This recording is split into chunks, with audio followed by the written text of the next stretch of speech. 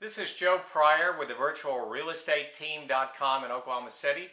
It is Wednesday afternoon and we're having a wonderful rainy day here. We certainly need it because we've been in a drought.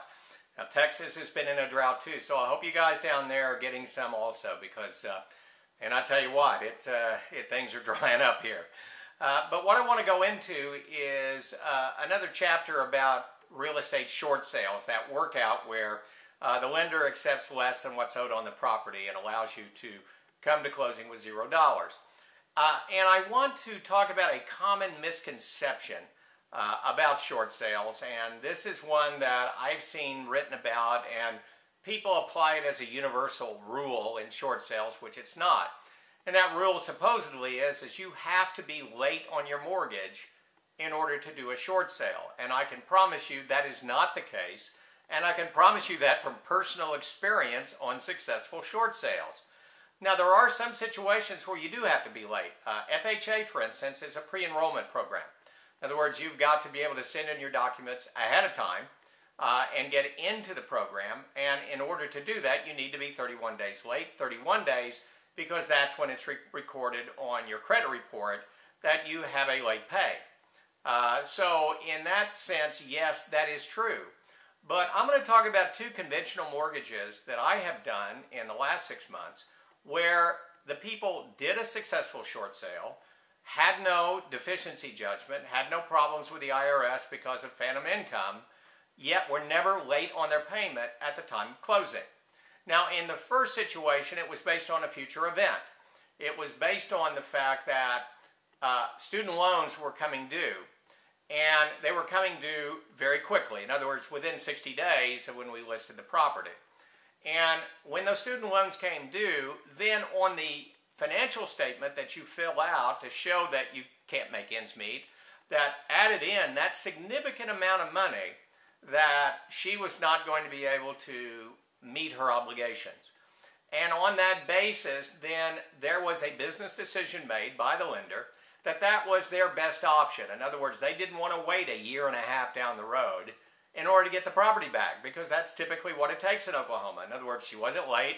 It's going to be 6 months of late pays before she's even recorded with a notice of les pendens, judgment, maybe another 6 months before it gets into the sheriff's sale list, and then there's a time where it takes to, get the property back and get it on the market and get it sold again.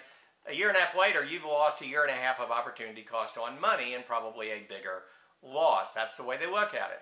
So in that case, they decided that was in their best interest, and we had a successful short sale, and it closed without a late pay. Now, in the second situation, we had a gentleman that had a very nice house in California, I guess. I mean, everything in California is dramatically more expensive in Oklahoma, but it was a multi-million-dollar house. He had a brother that lived in Oklahoma City area, and the brother wanted to do an extension of his business. He felt like he needed to be here in order to make this work and make it viable, and so he bought a nice house in Edmond, Oklahoma, and it didn't pan out. The brother just couldn't get the business going. In the meantime, there was a meltdown, as you know, in terms of the real estate market in these states like California, and he lost over 50% of his value in his California home. Yet he had to move back in order to maintain his business there.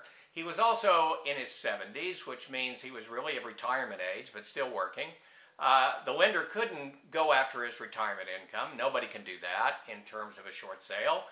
And so in this particular situation, this house that we sold at $450,000 was also a successful short sale. However, there was still a hardship involved. The note was coming due in a way. In other words, it was coming to a point where he was not going to be able to make that payment.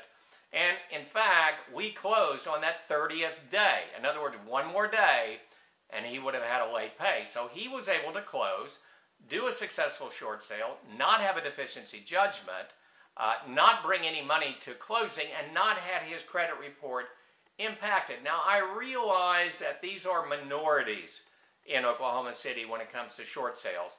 But they can be done, and this is why if you have a future problem coming, and you know it's coming, it is time to call us at that point. Not until it's too late, not until you start having late pays, because we might be able to save your credit report and do a short sale at the same time. And so that is the time to contact us. Now, I was on a webinar today where a realtor out of Florida was talking about strategic short sales. And this is similar to what you've heard about. Maybe you've heard the term strategic default. These areas that have gone down 50 to 80% in their values, like in Nevada, Arizona, California, and Florida, have lost an incredible amount of value, and people really want to walk away from their house. And in that case, they have a serious problem with foreclosure, deficiency, and phantom income tax that they're going to owe the IRS. But what she's doing in Florida is what's called a strategic default short sale. In other words, the lender again is making a business decision that it's better to take the loss up front than later. Now, I will tell you that in Oklahoma, I'm willing to talk to you about this, but it's going to be much, much more difficult in an area like Oklahoma City, where we really haven't lost any value in the last 3 years. In other words, with this meltdown that you've been hearing about, we weren't a bubble state. And so that is something I think is very, very difficult to do. I am certainly willing to talk to you, certainly willing to talk to the lender about that, but we just don't have that 50 to 80% loss. We don't even have a 20% loss in our overall value. In fact, we pretty well held our values. However, again, if you're someone that is going to have a hardship that's coming forward, and let me give you one other example. If your company says, you got to move, we're going to send you to Nebraska. If you want to keep your job and you have no relocation package, that's another reason that we can convince the lender that you ought to have a successful short sale. And at least with a short sale, we know that we're preserving your value in terms of your credit report.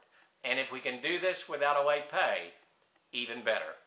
This is Joe Pryor with the virtualrealestateteam.com in Oklahoma City, where we deliver traditional real estate values with the speed of technology.